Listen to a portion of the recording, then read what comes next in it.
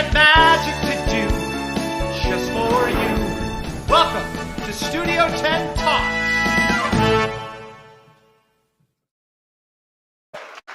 Yes. Good evening. Thank you so much. Thank you, everybody. My name is Patrick Cassidy, and I am the artistic director of Studio Tenn, and this is Studio Tenn Talks, and we have got a live audience in the Franklin Theater. Let me hear them. Yo! Oh, it's so great to have people here. I can't tell you, ever since we came into the Franklin Theater, I have just been walking on a cloud because we're in a theater again. We're in a theater again where there's people in the theater. We are socially distanced. We are safe, but we are building. We are building an audience, and I know our guest, Charlotte D'Amboise, is hearing that and is going to love that. Few things to talk about. Remember, we are here for two reasons: to produce theater and to get donations to keep our theater alive. And right now we can't produce theater, which is why we produce Studio Tenn Talks. So at the bottom of your screen, Studio Tenn, you click and donate on the button above, or by messaging STT to 202-858-1233, Studio Tenn Talks. And we also love the Facebook stars. So please support Studio Tenn by clicking and donating that button. That is how we have gotten here. And that is why this show is doing so well. You know, I was looking at the opening just now with The Magic to Do, which, by the way, our guest did that show on Broadway with her husband. We'll talk about that in a minute, Pippin. But I was thinking about the people on the screen on that show. I mean, Stephen Sondheim is on that screen, and Patti LuPone is on that screen, and Michael Feinstein's on that screen, and Kelly O'Hara is on that screen. I mean, I just sat there looking at everybody, Jason Alexander. It's just, I am so proud of this show and the people like Charlotte, who's here tonight to support us and to support the theater. And without further ado, I am going to bring on the musical director. He is, I keep saying this, he's the, if I'm Butch, he is Sundance, and he is the Sundance Kid. He is the musical director kid. Please welcome Mr. Patrick Thomas. Thank you, folks. Hey, Patrick, good evening. How are you, pal? Just wonderful. How about you? Good, good. That pre-show that we did for this little audience here, you were fantastic as always. Thank you. Thank you. I appreciate that. It's a lot of fun. We always, we don't get those opportunities very often these days to play for a live audience. So I cherish every single one we get to do.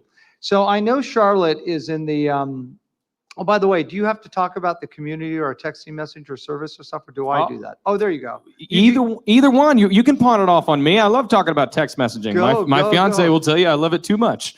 I need to stay off my phone. But you guys can stay on your phones. You can try it. You can text us. It is 615-802-6642. We're really excited about this service. It is the fastest way for us to get information straight to you. We promise we will not hit you up like your ex-girlfriend. We won't be texting you late at night. No, we would never do that. But we will give you really cool things like the upcoming season. That's pretty exciting. So please text that number, try it, we'll respond. You'll get an exclusive update and info from Studio Tenn, 615-802-6642. So without further ado, I know Charlotte is in the wings, in the waiting room, waiting to come on. But Charlotte, if you can hear me, and I know you can, we do a little tribute on this show to each guest based on their career. So this is for you from our incredible Mr. Patrick Thomas. Take it away.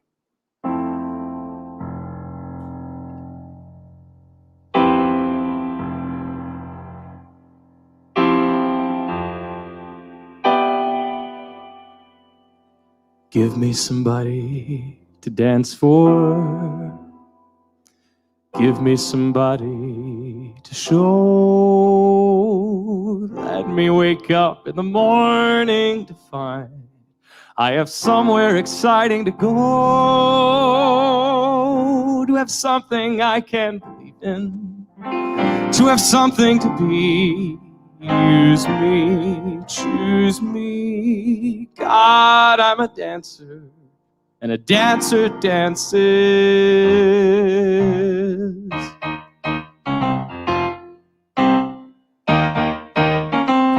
The name on everybody's lips is gonna be Roxy.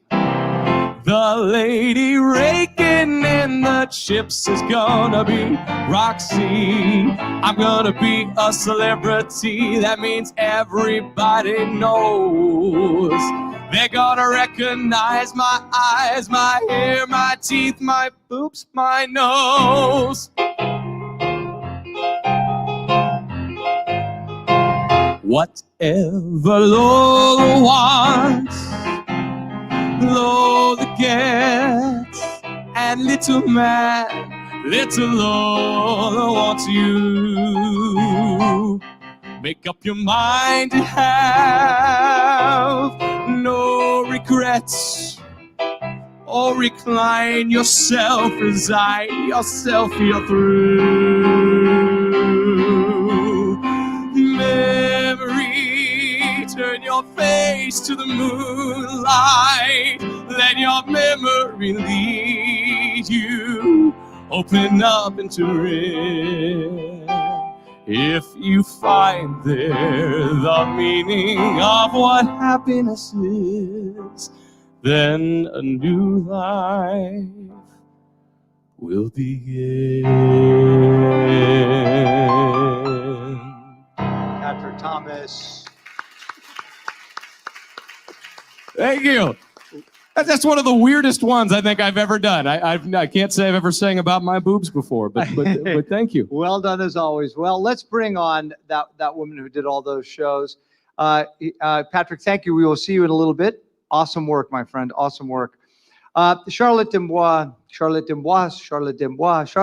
has been gracing Broadway stages for decades, since making her Broadway debut in Cats. Charlotte has been nominated for 2 Tony Awards for her performances in the Broadway revival of A Chorus Line. She played Cassie, and Jerome Robbins' Broadway, where she played multiple roles. She has also won numerous Fred Astaire Awards for her roles in Pippin as Fastrada, Sweet Charity as Charity, and Damn Yankees as Whatever Lola Wants, Lola Gets. Most recently, she has been seen in the role of Roxy in Chicago. That has earned her the LA Ovation Award, the Los Angeles Drama Critics Circle Award, and the San Francisco Bay Area Theater Critics Award, Circle Award. Charlotte has also appeared in Broadway casts of Company, Contact, Carrie, and Song and Dance. Television credits include Every Little Step. If you haven't seen that, you have to see that. It's about the revival, the making of the revival of Chorus Line, Law and Order, and The Preacher's Wife. Please give a hearty welcome to Miss Charlotte Dembois.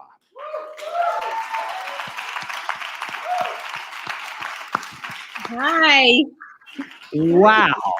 Did you like the little tribute we did? I loved it. I loved it. Patrick, you both are Patricks. Yeah. So stunning. Thank you so much for that. That was unbelievable. Thank you. It was fabulous. So where are you right now? By the way, I love this picture, although it's moving. Well, I'm holding it. Yeah, I'll probably move around the apartment, but I'm like literally. Oh, but you know what I do have, which I'm going to be obnoxious about. This is so obnoxious, but I just realized it's there. Okay, can you see? Oh my God, that's oh my God! You have your Hirschfelds. And my husband's. That's your husband's Hirschfeld, yes. And that's you. This is me from Jerome Robbins Broadway, and then that's Terry and Les Mis. Les Mis, yes. Yeah. Yeah. Well, if we were at my house, I'd show you mine too. I've got one. Oh, you do from? I have one from Pirates of Penzance. Oh God, I love that show. You know, I was obsessed with that show.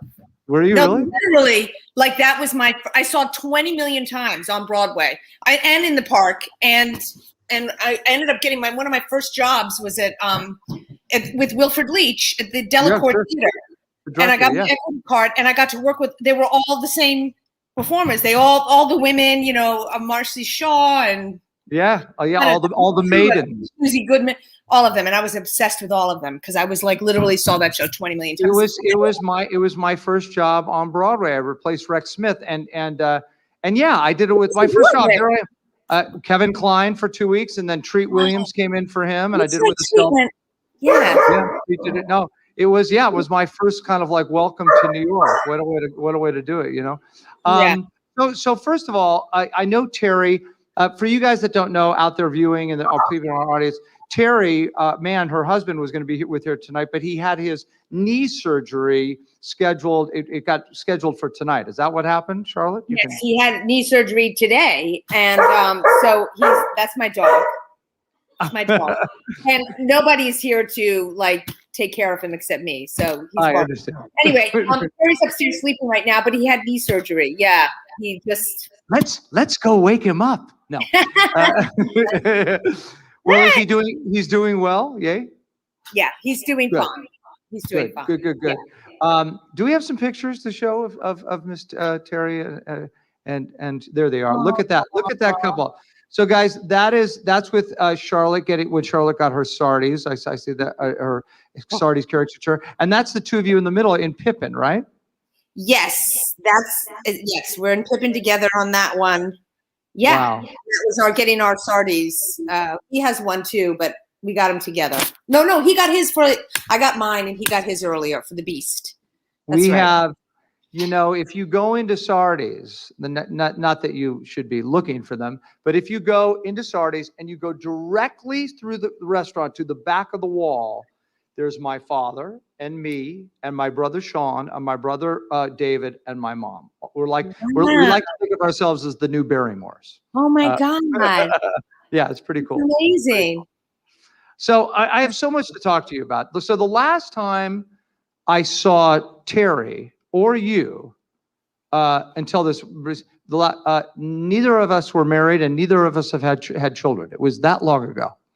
The last time I saw you might have been right when I think I saw you once afterwards, but I know that we hadn't become parents. So how old are you? You have two kids, right? I have two kids. They're 17 and 18. Wow. They're 9 months apart. One was adopted. So we kind of got them both at the same time. So, it was one of those stories where you're adopting a child and then you get pregnant. Right. And then suddenly you have two children. And so they're 9 months apart. 16 and 17? 17 and 18. So they're 17 and 18. They're actually both going to college next year. Oh my gosh. And where are they going? They're not sure yet because they haven't decided. They got to decide by the end of the month. But I think Lewis and Clark is going to be the one one of my daughters is going to. The other one's in Fordham because she's a ballerina. So she's going to be doing ballet and part-time at Fordham University. So Melissa, my wife and I, and do you know that my wife's a dancer and was with ABT and all that stuff? Do you know about all that? I don't know. Did I ever meet her? I don't know, but you should meet. You would like each other. She and I grew up with that too. We'll talk about that. But we do have two boys. So if you're looking for son-in-laws in the future, I have two of them available. Oh well, they certainly would like that. So where did you grow up? Tell me about your I grew up in New York City, not too far from where I live right now. I'm up in Harlem right now, but I grew up on 71st Street between Broadway and West End. Right before, it was a horrible neighborhood when I grew up. I mean, we lived across the street from a whorehouse and it was like a very different place, 71st Street. But we were right near Lincoln Center, and it was they bought the place right before Lincoln Center was built. And because my father knew it was going to be built, and he was a ballet dancer with New York City Ballet. So we lived there and we'd walk to ballet. And she's talking about her dad, Jacques D'Amboise. I have so much to tell you. First of all, how is your father doing? He's okay. He's been struggling a little bit, during this COVID time, but he's doing okay. He still runs the National Dance Institute, where he teaches children everywhere in public schools, and it's all about bringing dance to the curriculum in schools, and bringing dance to all children. So it's an organization that's unbelievable, and it's become worldwide, and it's huge. So he still runs that, and it's Charlotte, I have to tell you, I mean, as you know, I grew up in a show business family too, but what was it like growing up with him as your dad? Was he ever your teacher? Did you ever take class with him? No. He really always was my teacher in the sense of watching how he conducted his life. But no, he was very busy. When I first was growing up, he was very busy dancing and just very focused on that. I mean, he would be home and be flamboyant, and then he'd be off and very much taking care of himself to be a dancer. And then he switched and ran this NDI program and started that. So he didn't really teach me. He would, he was always teaching in a sense, like he was always like, do this, do that, and do the tendu like that. And, but he never came and like taught a class or taught me in a class, which was good because it was stressful. He was. And did you? Yeah. Oh, there's your dad. There you guys are. Wow. How old is your father now? I think the same age as my mom, 87? I think this was like 2 years ago. There's BB Newirth in the back there. She was Yes. Yeah. But I don't know if you know Frank Wood, but he's there. My dad is 87. He's turning 87, I think, July this 87, I think. Yeah. Wow. Yeah, my mom just turned 87 on March 31st. So tell me about growing up, because I'm sure we can compare notes about growing up in a show business family with an artist as your parent. What did your mom do? Was your mom an artist too? Yeah, my mom was a ballet dancer too with New York City Ballet. That's where they met, got married in, between shows, matinee and evening. Mm-hmm. Kind of, I'm back again. And so she did, but by the time, then she raised us. So she wasn't performing when I was born. You know what? It was great because he had the perfect amount of fame. He wasn't that famous in the sense of he was just an artist that had a very small, except for being in some of the famous movies. Like Seven Brothers and Carousel, but mostly, it was the ballet world. So he, every once in a while he'd get recognized and people would come and ask for his art, but it wasn't like bombarded and people in my school didn't know who he was. It wasn't like that. Which I think was perfect. Otherwise, I think it would be difficult to have that kind of a parent where you get recognized all the time. So it was nice. It was a nice combination, and I was always very proud of him. And I really feel like I was blessed to have this artistic life in New York City. And he was such he was friends with so many types of people and brains, and so our house was always filled with different artists and scientists and intellect and so it was always filled with everything, and they just sort of kind of put us out there. They didn't push us. They were just kind of like, you do what you want. My older son, George, and that my oldest brother almost died at a very young age. He was diagnosed with this cancer that was 100% dead. You were going to die no matter what. It was like nobody lived. He was 2 years old, first child. So he ended up miraculously surviving. They don't even know why. They don't know how. It was a miracle. And so my parents' philosophy after that was just like, oh my God, thank God they're healthy. Other than that, do what you want. They were like, it's a good philosophy. You're alive, you're healthy, and that's all I have to worry about. As long as that. So it actually was kind of a good way of parenting, I think. And I feel I haven't really done that with my kids. I've been a little bit too. A little bit tiger mom. I have a daughter who's obviously a prima ballerina as well, and followed mom and grandfather into that. Yeah, I put them all into the Nutcracker because I loved it so much growing up, and it was so much part of Christmas.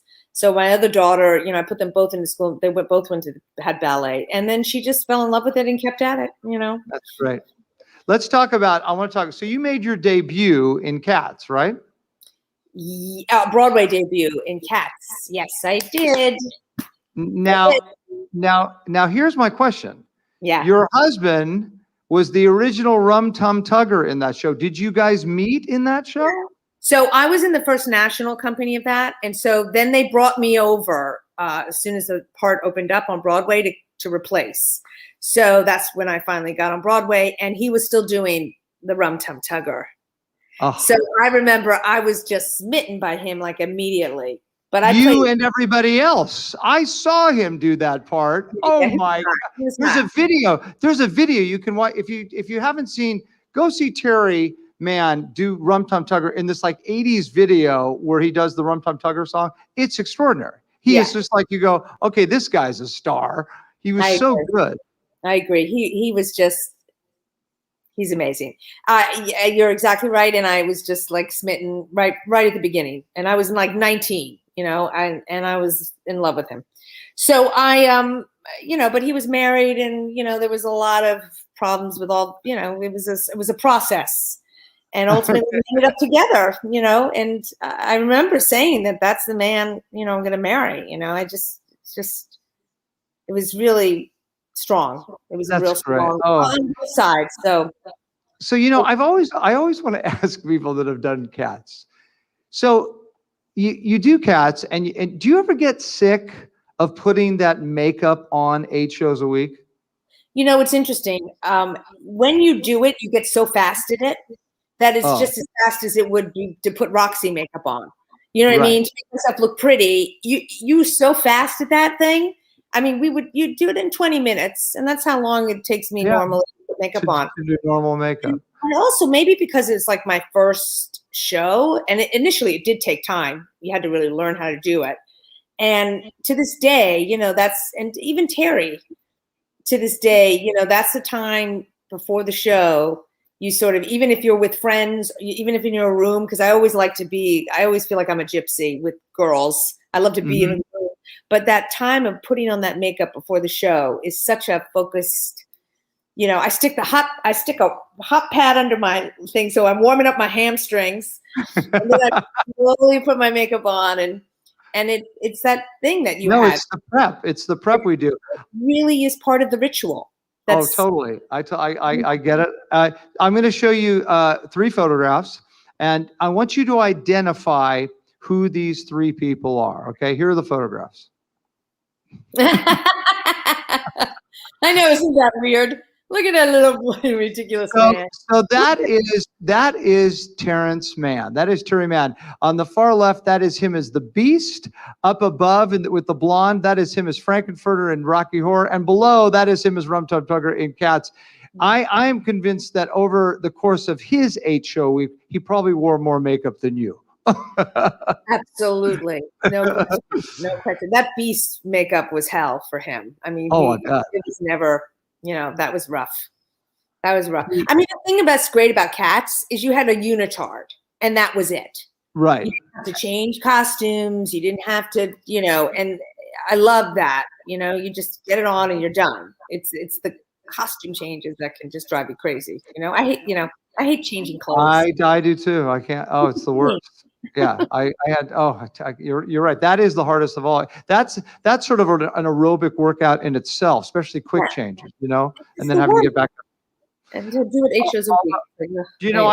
I saw Terry. I had spoken to Terry, and he was so great. Did you happen to see the 30-year reunion that we did for Assassins? I watched the whole thing. It was fantastic. Oh, it was so fun. I love that show. Oh my God, I'm obsessed with that show. Yeah, I know. It's very timely now too. It sure is, isn't it? So ahead of time. It's so timely now, and what a brilliant piece, and how brilliant everybody was in that cast, boy. Oh yeah, I say it all the time. And to this day, I'll never work with an ensemble of actors that were that incredibly so talented and never again. The parts, you know what I mean? Just perfectly cast and everything. What a great piece. What a great piece. Anyway. So we're going to talk about Chorus Line because I saw one of the first things I saw over the course of the pandemic was Every Little Step. I sat there enthralled. And if you haven't seen it, go see it. I think it's either on Amazon Prime or Netflix. It is about the making of the revival of A Chorus Line. And it is absolutely from the auditions through the rehearsal. And Charlotte plays Cassie. Now, Cassie, she has a song in this show that I'm convinced, Charlotte, that it is the hardest song for any performer to do. How did you prepare to do that song 8 shows a week? Well, you know what? I have to tell you the truth. I mean, I hate to say this because everybody talks about Chorus Line as being, if you're going to do a Chorus Line, you're going to play Cassie and you're going to do it for 3 months. Great. But if you do it more than 3 months, it becomes torture.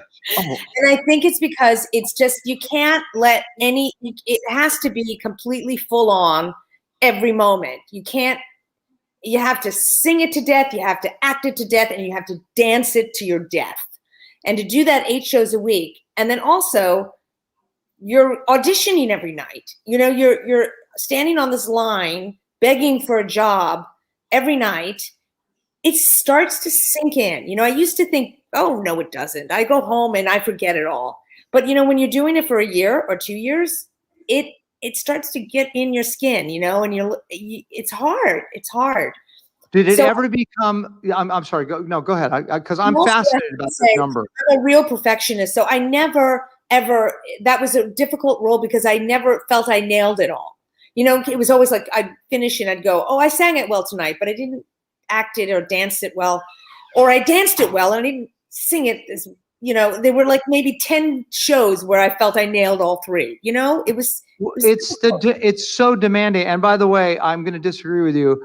I'm going to show a clip here, just a clip. And yeah. this is a piece of the song, just a piece of it. It is not the full dance. It is not the full sung song. But I want you to see the demands it takes to do this. Charlotte is unbelievable and was nominated for a Tony. Watch this clip.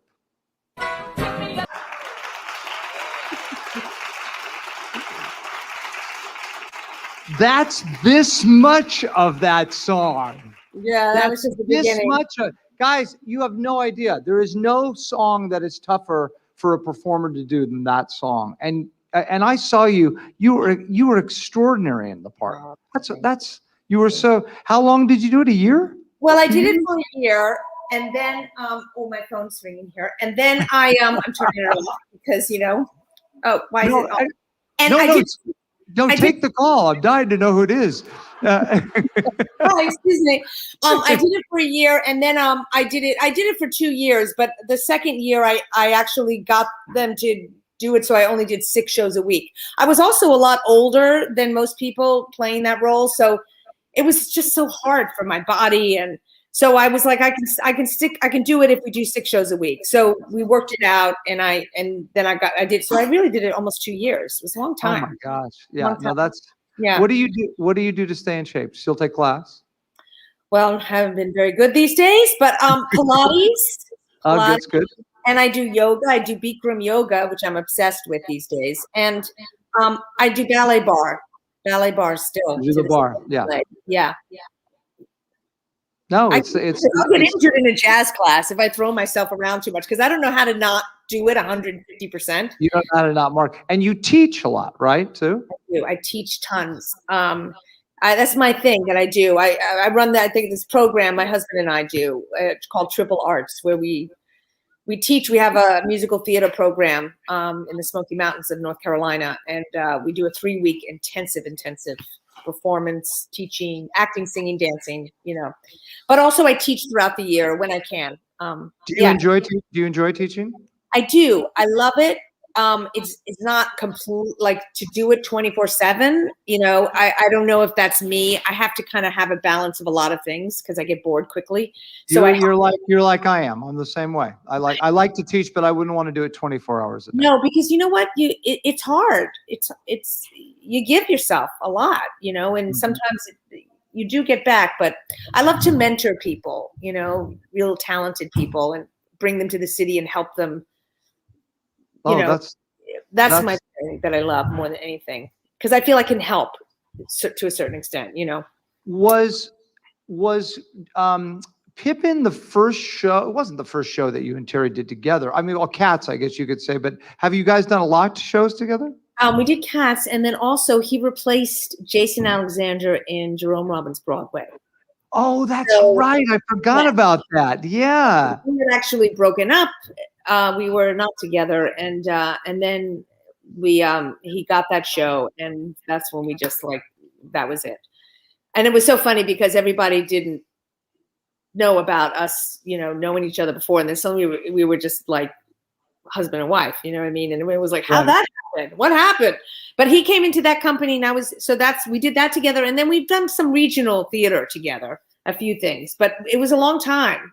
And so when Pippin came, I remember thinking, I wonder if we're going to really, I mean, that's like way too much time to spend together all day long and then work at night. Like, I don't know if I'm going to like that. And it ended up being the best time. Yeah. I was saying, like I said, I'm married to a dancer who's a teacher, trained by her mom, went to junior ABT. And so we've been married 27 years, and we did 2 national tours of Joseph and the Amazing Technicolor Dreamcoat together. She's not a singer, but she played Mrs. Potiphar. And I was, and so we lived in a little hotel room and did 8 shows a week. We had our children with us. as babies. Both the boys. Fantastic. Yeah, it was the greatest. Oh, no, Charlotte, this is something I strongly recommend to every family. Take your kids on the road and do a musical for a year. Yeah. Well, I have to say with Pippin, we did it out of town. We were in Cambridge, and we were there for a long time, and we had to pull the kids out of school, and we had them tutored there with us, and it literally was just the high point of all of our lives. We say it all the time. My kids, just so you know, like I said, we do a little pre-show here for the audience, and tonight both my boys sang with me. They were in town because my older one. So it was really quite. So they sang, both of them. Yeah.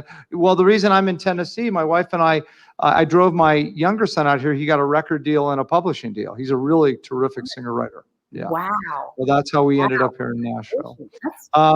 So we have a film in common together by parent, and that's Carousel. Oh. Did you know that? No, I didn't. Wait, no. My mother played Julie in Carousel. No. I did not know that. How did I not know that? Check, please. Check. I need to. You didn't know that my mother was Julie in Carousel? You thought my mother was Florence Henderson, didn't you? Didn't you? I know it. You got her confused because of the Partridge Family Brady Bunch. You thought his mother is Florence Henderson. I was positive, but are you serious? I really did not know that. That is absolutely amazing. Wow. How did we know that? I know. I thought it would bring us closer, and yes, my mother played Julie. Well, you should show a clip of that. Well, it's funny. It's funny you should say. So I have a little tribute. Okay. She's really good. She set me up really good for this. Trust me. So I have a little tribute. This is to your father. Oh. Okay. From us at Studio Tenn and from my mom. How did I find my own expression? I was a dancer.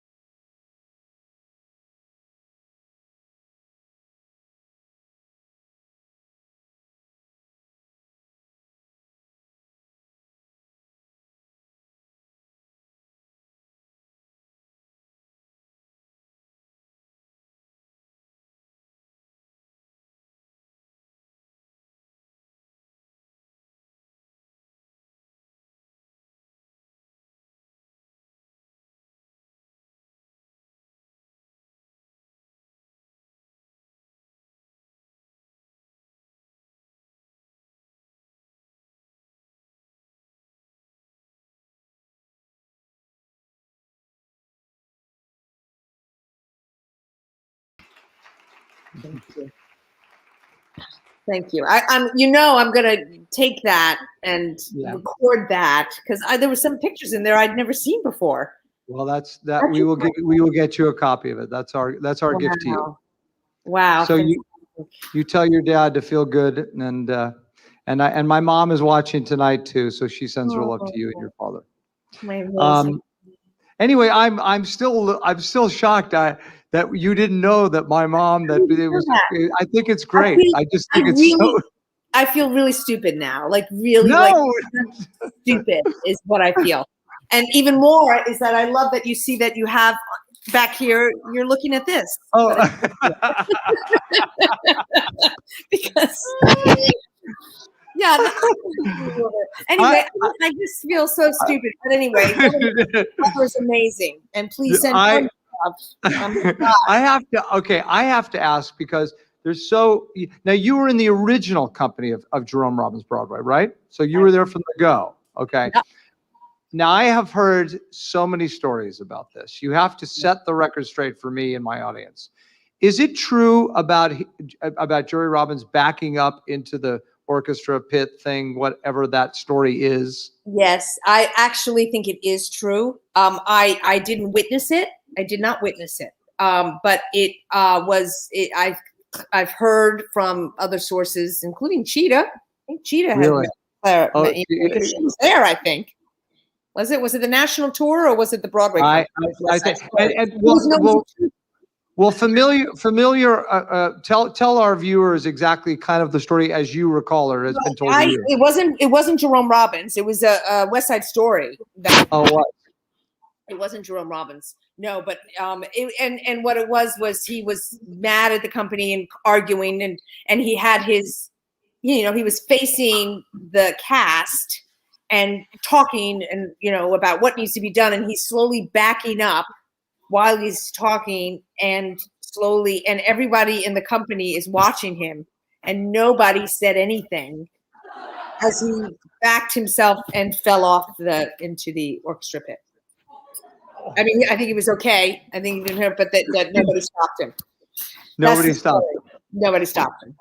Okay, so cut to Jerome Robbins Broadway, and I knew people. I knew Barbara Yeager in that show. We had done a show together, and of course Jason I knew very well. But it was a long process. Didn't you rehearse that show for like 6 months or 9 months or some crazy thing? More than that, truthfully. Because I did a little pre-production beforehand, then 6 months, and then 6 weeks of previews, and then we opened. And I'll never forget opening night. Like 3 people gave their notice because they just were done it so many times. They were like, I'm done. I can't do it again. It was like crazy, but it was an incredible experience. And I loved every minute working with him, every minute. He was. Oh, that's great. He was a genius and you knew it. And I absorbed every second of it. I mean, he liked, if you were quick, he was great. Yeah. If you were not that quick or if you didn't, and he was tougher on dancers than actors. I think he's tougher on dancers. And I had more acting roles, than dancing roles in a way. So he wasn't that tough on me. Everybody had their run in though with him, but it was hard. It was hard. Yeah. Because it was, the famous story about him, you don't know what role you're going to play. So he had 6 months to switch people out of roles. So it'd be like, oh, you're going to play Anita today in West Side Story, and you do it. And then tomorrow I'm going to put somebody else in there. And you had to be on your game and ready to go. There was no what roles you're going to play or what part. He was switching people out all the time. And, it was horrible. It was a toxic, atmosphere because of that. Everybody was insecure about their jobs. And so in that sense, it was hard. You had to be on your toes the whole time. You had to. And I've hold on to those parts. I've talked to other dancers. Tell the choreographer experience for dancers has changed, hasn't it? Because choreographers, when I came up in the early 80s and even before that and stuff, the choreographers had a reputation of being really tough. Almost in some ways, like we said, there was an abusive thing to it. You know what I mean? And that doesn't exist anymore, does it? Well, I don't think it's allowed anymore in the world. I think it's not allowed. And definitely not now. Yeah. But I think, it was definitely in my time, but I was used to, I'm sort of used to it. And I, in some ways I don't mind some of it, but yeah, no, it's definitely that. But I think it goes across not only choreographers. I think you directors too. Sure. Yeah. I think it goes producers. Yep. I think times have changed, and but I've seen it. I've definitely seen it. I've never been. If I was never allowed it to be with me, you know. I would never Mhm. put up with it, but you know, I saw it a lot. You Yeah, know, no, it was a lot. it was a Direct- different, it was definitely a different time. And I want to talk to you about Lola in Damn Yankees. Yes, Did you enjoy doing Miss Lola? I did. It was a dream come true, and mainly because, well, one, I got to work with Victor Garber, which Love you know, him. I'm Love obsessed him. with him anyway, because I met him during Assassins. You know, because Terry said you're gonna love this guy, you got to meet him, and So, I just so you know, and I don't know if I told you this. I told it to Victor. I told it to Terry. The two most charming men on the planet are Victor Garber and Terrence Mann. There is nobody more charming than those two guys. well, there you go. I agree. And as performers, they're amazing. Yeah. So Yeah. okay, so you do it with Applegate as Victor Garber. I know, and it was just like, oh my god. So, and also, I just like it was just, and Rob Marshall re-choreographed everything for me because he, you know, saw I'm different than BB Newirth, who had originated the role. I replaced her. So, he came and worked with me, and I got to work with Jack O'Brien. I mean, it was just an amazing experience across the board. I loved every minute of that show, and then I got to do it with Jerry Lewis, which was fantastic. I loved every minute with that man. I mean, you know, he had a reputation, and he was such a joy to work with in that show. Everyone was in love with him. I look at your resume, Charlotte, and I actually sit back and I'm in awe because these women that you've gotten to play, Roxy in Chicago. Did you ever do Velma too? I never no, but they've asked me several times in certain times, would I be interested in that? I wasn't interested in it because one, I'm so sick of it because I had to sit and watch it. You know, I watched Velma Takes a Stand, so I was already no inspiration to do it. And then two, I really am not right for the part. Like I could do it, I could act it, I could play at it, but I never felt. I always really feel someone would be better at it. That's not, you know, no matter how good I could be in it. I'm just never right. So those are the reasons why. But I've been really lucky because all these roles that I've been able to play have been Gwen Verdon, some of Cheetah, and Donna McKechnie. They've luckily been revived while I was the right age. Right. So I got to do them all. I mean, all of the best of. I mean, it's crazy. So here's my question: Cassie in A Chorus Line, Lola in Damn Yankees, Roxy in Chicago. Okay, and let me add. Oh, and Fastrada in Pippin. Okay, of those four women, who's the most like Charlotte, or who is Charlotte the most like? Oh, okay. So which four are you choosing? Fastrada in Pippin, Lola in Damn Yankees, Roxy in Chicago, and Cassie in A Chorus Line. Cassie. That's your life, or a good part. I don't know what to say. I maybe that's part of the reason why it was hard for me to play too. It was, you know, it wasn't as fun for me because it was just so close and real. Whereas the other people, I can really just play and be someone different.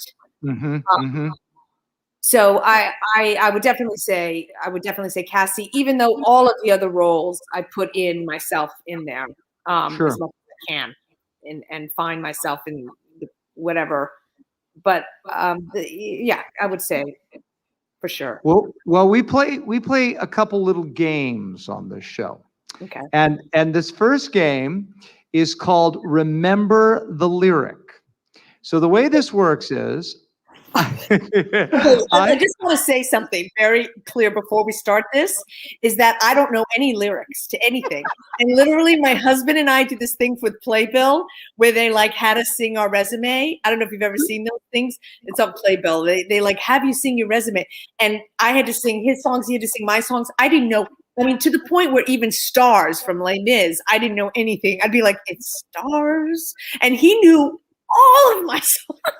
And it is the funniest thing. So just I'm gonna help you along a little bit. Okay. If you don't know, these are your lyrics from. You don't have to remember Patrick Cassidy's lyrics. You have to remember your lyrics from shows, and I'm going to help you. We're going to play with two of them. I'm going to give you lyric, and I'll point to you, and you can come back with me if you know it. Okay, ready? Here we go. First one. Whatever Lola wants, Lola gets. And little man, little Lola wants you. Yes. Make up your mind. All right. All right. All right. All right. Here we go. Let's see if I get a little bit more here. It's good. Isn't it grand? Isn't it great? Isn't it swell? Isn't it fun? Isn't it nowadays? Well, there are two different sections. You can do that. You can like the life you're living. You can live the life you like. You can even marry Harry, but mess around with Ike. Yes, give her a hand, ladies and gentlemen. Yeah.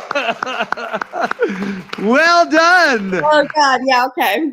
Well, that was the bridge. You did that very well. I wasn't sure which section, whatever, but yeah. Perfect. So you remember the lyrics. I did. But they were my lyrics. They're better than my husband. So once again, Charlotte, by the way, more than any other guest, I'm telling you right now, you have set me up in this show so great. We have a clip to show you, Charlotte. Okay. This is Terry Mann and Charlotte trying to remember each other's lyrics. Take a Are look. you serious? No. I am sitting next to an icon here. You might have seen him before. His name is Terrence Mann. And what have I been in? Oh, well, no, you're supposed to introduce me. This is Charlotte D'Amboise, an iconess of Broadway. She's been in, she's done every great musical role in the last 20 years, probably. And, yeah, no, okay. So what are we doing? We're going to sing. We're going to sing. We're going to sing each other's resumes. Yeah. Help me wake up in the morning to find I have somewhere exciting to go. End of Cassie Dance. Oh, God. Pass. Simply irresistible. She's so fine. There's no telling where the money went. Ow! Did you sing in that? Whatever Lola wants, Lola gets. So does Charlotte. Adam's Family. Tell me about a squid. Yeah, you got to sing the squid song. Okay, there was a squid. And taught me how to love. And didn't do other. The squid. The squid taught him how to love. No goodness improve me. No power on earth if I can't love him. Were you there when the pharaohs commissioned the Sphinx? That was my line. Stars. Honey, what's that song? What's that Stars. song? Stars. The name on everybody's lips is gonna be Roxy. We'll leave a shining light to show the way. Okay. Key change. Yeah, you sound. Okay. Well, how come you didn't know any of mine? I did. I kind of knew that You one, didn't, though. but Come you on, didn't know Barnum. any. Who would know Okay. Barnum? How does Stars start? Stars. Wow. Okay. Yeah. I knew a lot of yours. I knew all of yours. I know. Does that mean I pay more attention to you than you do to me? Possibly.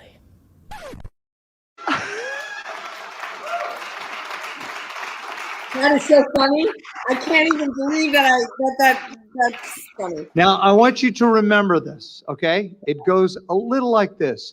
They're out in the darkness, a fugitive running, fallen from God. Right? That's how Stars starts. Stars. I was so funny when you started to talk about it because isn't that clip coming up? I was looking at my producer. Are we doing that clip in a few minutes? I am totally setting you up. I can't believe you have that clip. That is so funny. That is truly our lives. I saw it on, I think it was playbill.com or something. And I was like, oh, this is genius. It was so great. The fact that he knew every one of your songs and you didn't know one of his.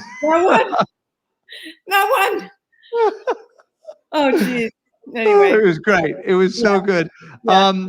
Tell me about, I know that we talked about you and Terry working for years and years. Tell me about your summer program. It's called Triple Arts, and it's in North Carolina. It's a musical theater intensive. Yes, talk about that. Musical. And the thing I think is really great about it, I mean, for me, I feel like it's so important for kids to perform because that's when you learn the most. You can be in a million classes your whole, so the whole program there is geared for performance that we end up doing at the end, which is a huge performance for them. But it's really, it's a creative process in the whole thing and teaching at the same time. So it starts at like 9 a.m, goes to 10 o'clock at night. It is nonstop. Terry and I are teaching and putting a show together, and we have about maybe 50 kids, and their ages from 16 to 21, 22. And it's just it's like a creative, amazing time, and that we have, and it's teaching all the arts. So it's really trying to get people that feel like they're dancers but they can't sing or they are not, and really making them, step out of their safe zone and, be fearless, pretty much. So That's great. Yeah. And it's in North Carolina. Now, is Terry from North Carolina? Is he from He's there? not, but he likes to think he's from there, and he likes to pretend he's from there, but he's not. He's from the South, though, right? He is from the South. And then he was really raised from 11 on in Florida, which you really didn't have a good time there, and really wanted out. And then he went to school in North Carolina. He went to North Carolina School of the Arts, and then worked a lot there. And so he really fell in love with North Carolina. And took over at one point. Wasn't he the artistic director for? He was the artistic director for some theater in Raleigh, North Carolina Theater in Raleigh. He was the artistic director and directed a million shows there. And then he ended up working at this university for years. And then we started this program and made it a huge musical theater kind of. Oh, that's great. That's great. Go ahead. No, nothing.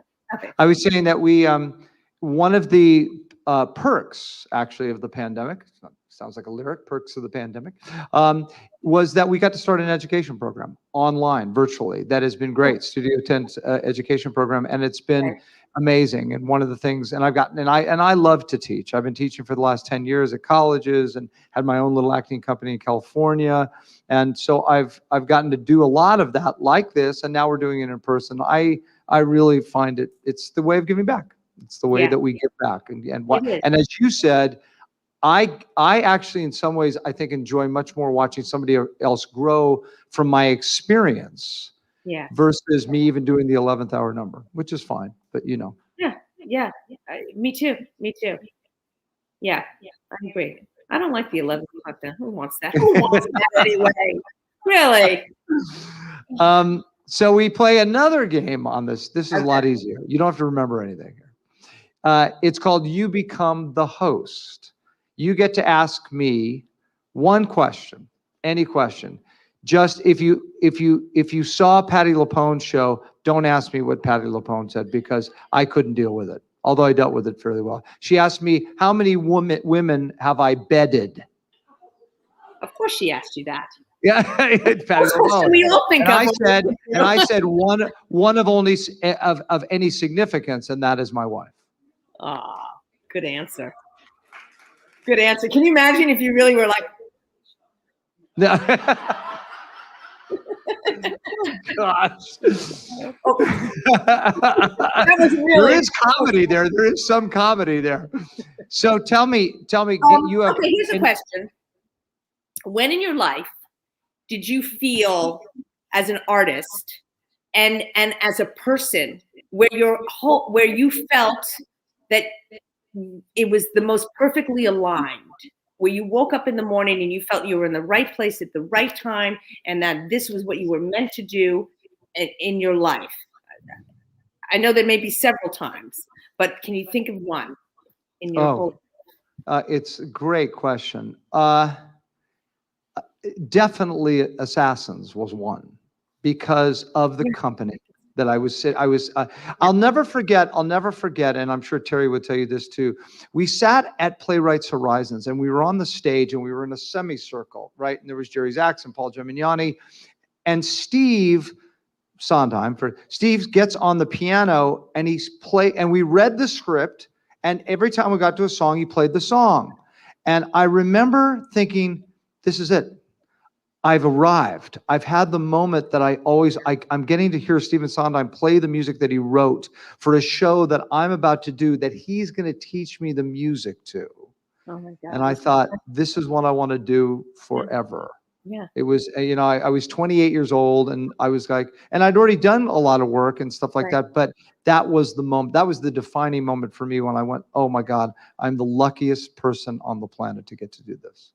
I often think like our time, here and working with Stephen, like I often think it's like working with Shakespeare. Yep. You know what I mean? Like his music and him as an artist will be 500 years from now. It's still going to be like Shakespeare. Genius. They're going to be those songs. They're going to still be singing those songs. They're going to still be. He is the Shakespeare of musical theater, as far as I'm concerned. I say it all the time. And I think we worked with him. I mean, we know him. Like, how many Shakespeares are there? You know what I mean? Right. That's right. You are in the presence of a genius. And that was the other thing about the reunion, to listen to him and John Weidman talk about their collaboration and that process. Yeah. I've watched it now 5 times. I just go back and I just listen to the two of them talk about it. And we got to be a part of that. We got to do that, so. Yeah. Great question. I want to bring back our musical director to say hello to you. His name is Mr. Patrick Thomas. He's the one that put that together for you. So beautiful. Hey there. I love thank it. I love the boobs line. It was so good. Your eyes went up. Boobs. It was good. It was good. Yeah. Well, it was a pleasure listening to the interview and just hearing you talk and tell stories. So thank you for letting me be kind of a fly on the wall for this. Well, thank you. It was lovely to hear you perform. And you're in front of the audience there? Is that how that's? Yeah. How Yeah. nice. Yeah. Wow. So gorgeous. I know. Gorgeous. I mean, live theater, right? It's so important. And the thing is the great thing is that it's people really realize it, not having it. That's right. The first time we came in, or I've talked about this before, the first time we came in the theater, we're in this incredible theater called the Franklin Theater in downtown Franklin. And I started to cry. I just was to be in here, and there was very few people here, maybe 2 or 3 people, but being back in a theater and we're on a stage, and we shoot the show on a stage, and is extraordinary. And you realize that nothing can replace that. Nothing can replace sitting in a theater with people around you, watching something live. There's just nothing like it. Give me one before Charlotte says goodbye to us. Someone yell out one question that you would like to ask Charlotte. I can't see, so you have to yell it out. No one's going to ask me how many people I've slept with. No. No, they said, when can you come to Franklin, Tennessee? I'm doing nothing right now.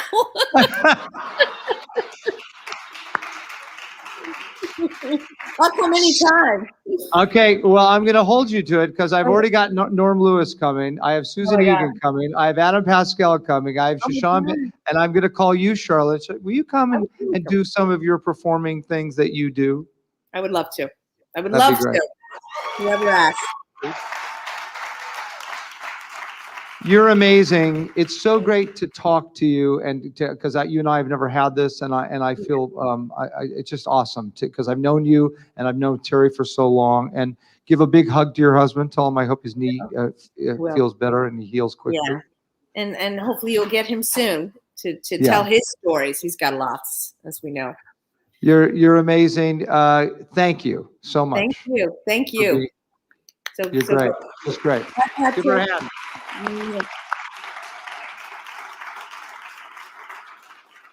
Man, how about that, Patrick Thomas? It's wonderful. Every week, just to you think it can't get better. It's just fantastic. She's so great. Yep. Just so great. They're extraordinary couple.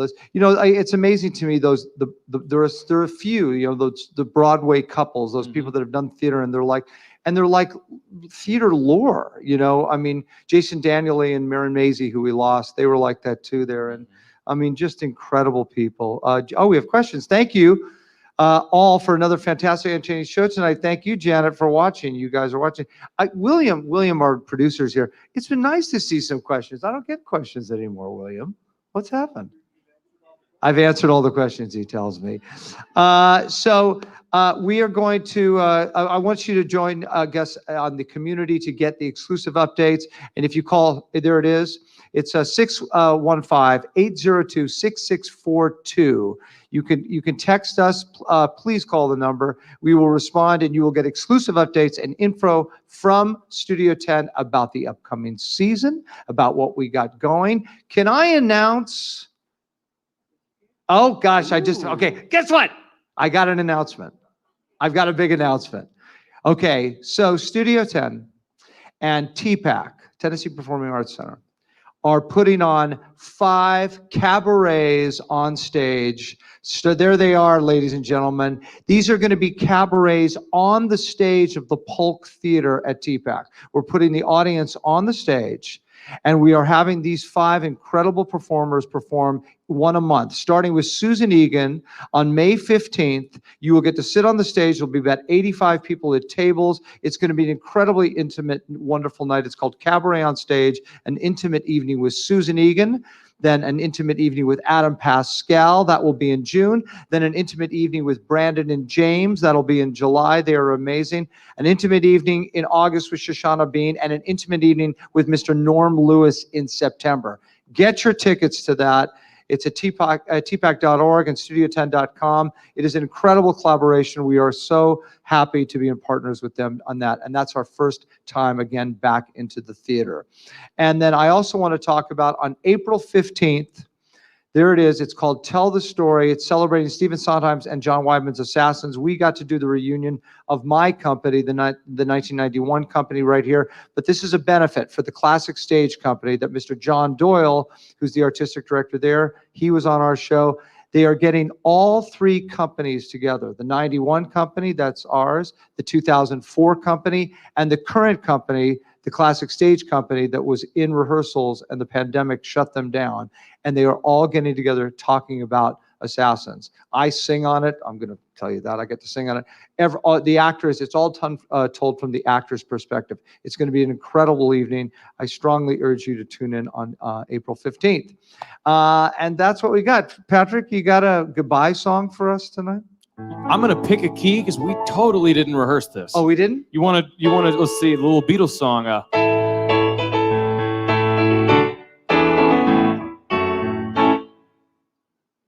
Me? Joe, you sing it. You? Okay. It's clear we didn't rehearse it. All right, take 2. This is live theater, folks. 1, 2, 3. Unbelievable. You can't make this up. I pointed at him and he points at me. You I don't know. Say goodbye. And I say hello. Hello. Good night, everybody. Good night, everybody.